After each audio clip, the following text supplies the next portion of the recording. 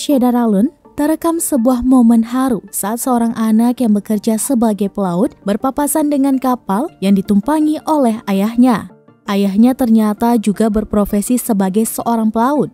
Umumnya diketahui seorang pelaut bisa menghabiskan waktu berbulan-bulan hingga setahun lebih tidak bertemu keluarga demi menjalankan tugasnya.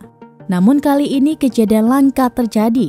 Dalam video yang diunggah oleh akun Instagram @inspirasimamak, tampak seorang pria menggunakan seragam serba oranye menunjuk-nunjuk ke arah kapal yang berpapasan dengan kapal yang ia tumpangi. Ternyata pria tersebut mengisyaratkan bahwa kapal yang ia tunjuk merupakan kapal yang ditumpangi oleh ayahnya. Sambil sesekali mengusap air matanya, si pria menunggu kapal yang ditumpangi ayahnya tersebut berada di posisi sejajar dengan kapalnya.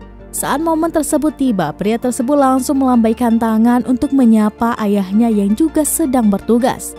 Dalam keterangan video, tampak tanda panah yang menunjukkan posisi sang ayah. Diketahui, pria tersebut dan ayahnya sama-sama seorang pelaut.